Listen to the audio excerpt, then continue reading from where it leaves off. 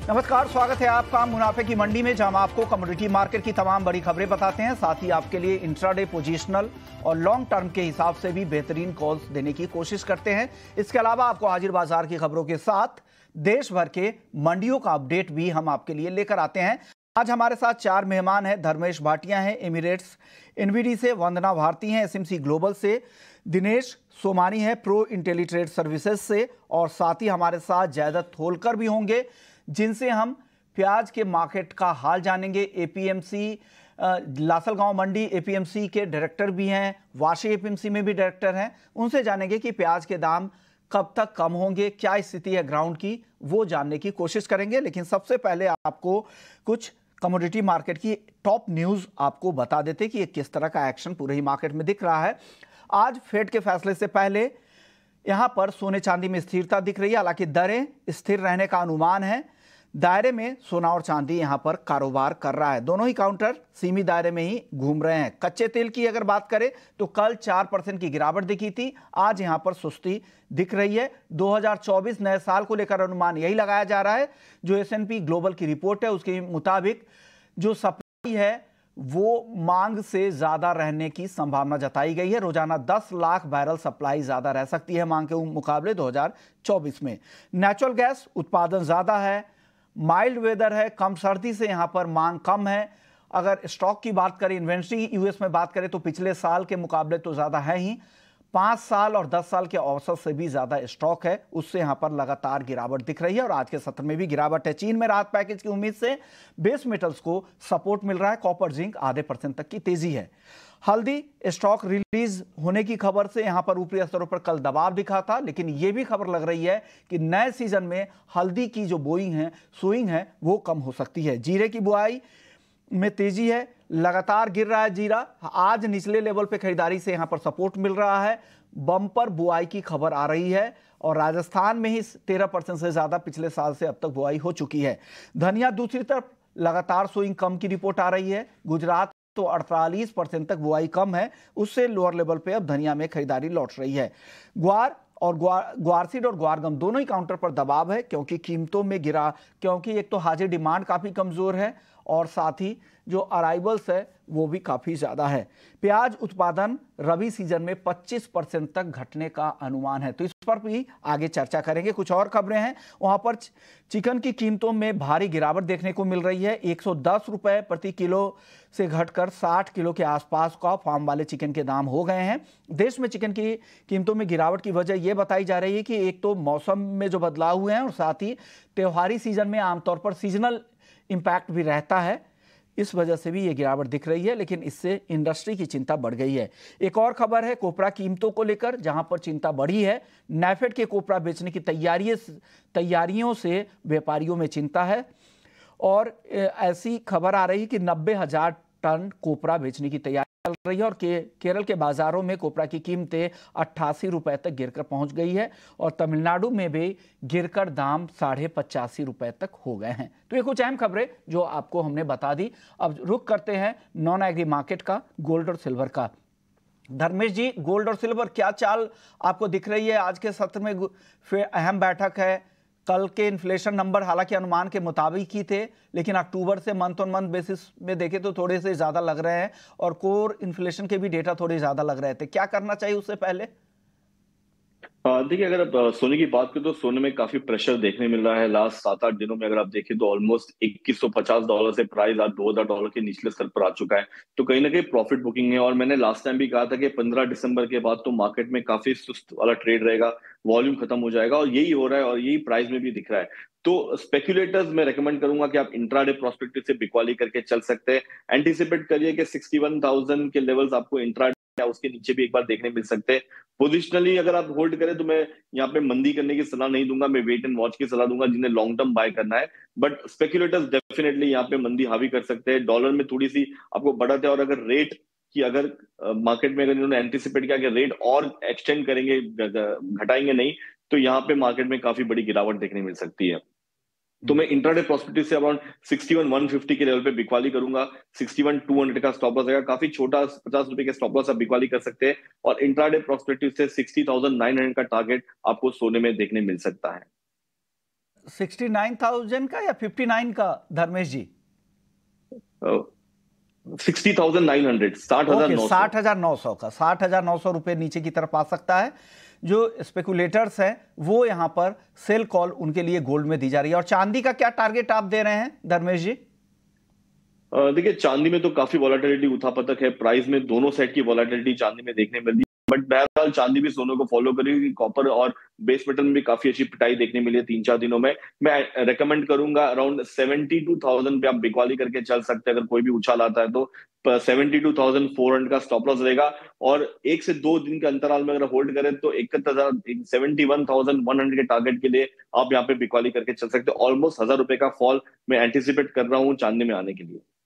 1,000 रुपए की गिरावट के लिए आप यहां पर बेचने की सलाह 1 से 2 दिनों के लिए धर्मेश जी, लेकिन जो स्टॉप लॉस बताया है उनका भी ध्यान आप जरूर रखिएगा। वंदना जी, अब आप बताइए गोल्ड और सिल्वर में आज क्या करना चाहिए? जी विश्वमोहन जी, ईयर एंड है तो हेज फंड्स के भी पोजीशन वाइंड अप होंगे और इंडेक्स रिबैलेंसिंग का भी टाइम है, तो मेरे ख्याल से थोड़ी उठापटक रहेगी इस काउंटर में। गोल्ड में मुझे लग रहा है कि मैं बिल्कुल धर्मेश के साथ जाना चाहूंगी। मुझे लग रहा है कि एक करेक्शन अभी यहाँ पे ड्यू है। 61,100 के लेवल पे यहाँ पे बिकवाली करनी चाहिए। 60,850 का टारगेट होगा। स्टॉप लॉस लगाना होगा 61,200 का। और आज की बैठक में अगर डॉलर इंडेक्स में कुछ स्टेटमेंट आता है और वहां पे बाउंस आता है तो कमोडिटी के लिए थोड़ा सा बियरिश प्रेशर और यहाँ पे देखने को मिल सकता है। रही बात चांदी की, चांदी में इंटरनेशनल मार्केट में हम लोगों ने 200 दिन का जो मूविंग एवरेजेस है उसको टूटते हुए यहाँ पे देखा। उसके बाद फॉल शार्प हुई है। यहाँ पे थोड़ा सा और फॉल मुझे यहाँ पे एक्सपेक्टेड है। एमसीएक्स में 71,700 के करीब यहाँ पे एक सेलिंग कॉल लेना चाहूंगी। इसका टारगेट होगा 71,100 का। स्टॉप लॉस यहाँ पे मेंटेन करना होगा 71,900 का। तो दोनों ही कमोडिटी में मुझे लग रहा है कि सेलिंग प्रेशर जो है वो कंटिन्यू रह सकता है। चाहे सिमिलर व्यू है तो दर्शकों को भी आसानी होती है। कई बार होता क्या कि कॉन्ट्रा व्यू आने से दर्शक भी मैसेजेस करने लगते हैं कि क्या व्यू किनके साथ जाए, किनको फॉलो करे। तो सिमिलर व्यू रहने पे अच्छा होता है दर्शकों के लिए भी। दिनेश जी, आप क्या सलाह देंगे गोल्ड और सिल्वर में? आप सहमत है दोनों एक्सपर्ट से इंट्राडे के लिए बेचकर ही जाना चाहिए आज, या आपका व्यू अलग है आज? व्यू सिल्वर में बिल्कुल ऑलमोस्ट सेम सा है। सिल्वर में कमजोरी निरंतर देखने को मिल ही रही है। 77,000 से कंटिन्यूस गिर के 71,700 आ चुकी है। हो सकता है 71,200, 71,300 एक बार दोबारा आ सकती है। पर गोल्ड मुझे लगता है यहाँ पे 100-150 रुपए के लिए बेचना नहीं चाहिए। 61,000 के अंदर मतलब 60,975 के आसपास गोल्ड आज बाइंग की सलाह मुझे लगती है। अपसाइड मुझे लगता है कि 61,350, 61,600 दोबारा देखा जा सकता है।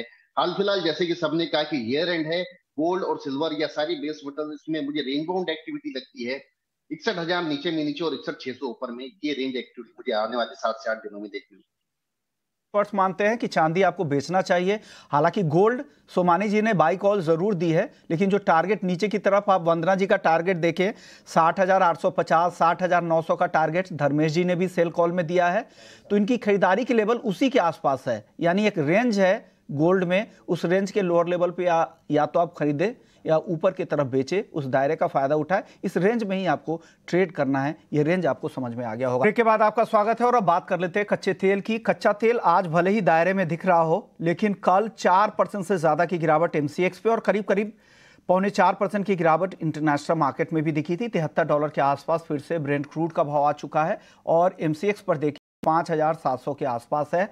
धर्मेश जी, क्या करना चाहिए क्रूड में? किस तरह की रणनीति बनाएं आज? देखिए, कच्चे तेल में बात करें तो कच्चे तेल में काफी अच्छी वॉलेटिलिटी प्राइस में देखने मिला और प्राइस काफी एक स्टीप फॉल पे आ चुका है। अगर आप इंट्राडे प्रोस्पेक्टिव देखें तो प्राइस ने जैसे ही 6,000 का आंकड़ा ब्रेक किया, ऑलमोस्ट 200 से 250 रुपए की गिरावट आपको डोमेस्टिक मार्केट में देखने मिली है। ये ठंडी का माहौल है, पीक टाइम है, यहाँ पे ठंडी होती है और प्राइस में काफी तेजी देखने मिलती है। बट इकोनॉमी रिवाइव नहीं हो रही है, सप्लाई काफी अच्छा है, डिमांड है नहीं, जियोपॉलिटिकल टेंशन चल रहा है मार्केट में कहीं ना कहीं, तो प्राइस में आपको दबाव देखने मिल रहा है और यही हो रहा है कि मार्केट 70 का जो एक लेवल है उसके नीचे ट्रेड हो रहा है। इंट्राडे प्रोस्पेक्टिव से मुझे अभी भी मंदी लग रही है। मुझे लगता है कि 5,650 के स्तर आपको शीघ्र ही देखने मिलेंगे और पोजिशनली 5,550 के लेवल्स आपको देखने मिल सकते हैं। अंतरराष्ट्रीय मार्केट की बात करें तो यहाँ से एटलीस्ट $2 की गिरावट आपको करंट लेवल से देखने मिल सकती है। तो मैं रेकमेंड करूंगा कच्चे तेल में बिकवाली करके चल सकते हैं। सेकंड मंथ कॉन्ट्रैक्ट में रेकमेंड करूंगा, दिसंबर काफी क्लोज हो चुका है, तो जनवरी फरवरी कॉन्ट्रैक्ट में आप बिकवाली करके चल सकते हैं। तो ये सलाह कच्चे तेल पर आपकी तरफ से। वंदना जी, आप क्या सलाह दे रहे हैं कच्चे तेल में?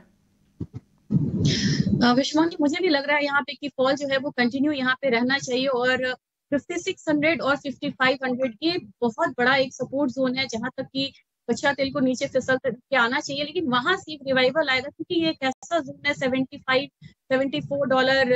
इंटरनेशनल मार्केट में भी, कि वहां पे $70 इंटरनेशनल मार्केट में, कि वहां से नीचे का अगर फॉल आएगा तो ओपेक इंटरवेंशंस यहाँ पे बढ़ सकते हैं। तो मेरे ख्याल से यहाँ पे बिकवाली में रहना चाहिए, 5600 5550 के टारगेट के लिए रहना चाहिए, लेकिन वहां पे सतर्कता के साथ निकलना भी होगा, प्रॉफिट बुक भी करना होगा, क्योंकि एनी टाइम बाउंस एक्सपेक्टेड हो सकता है, खास करके second half of the week में।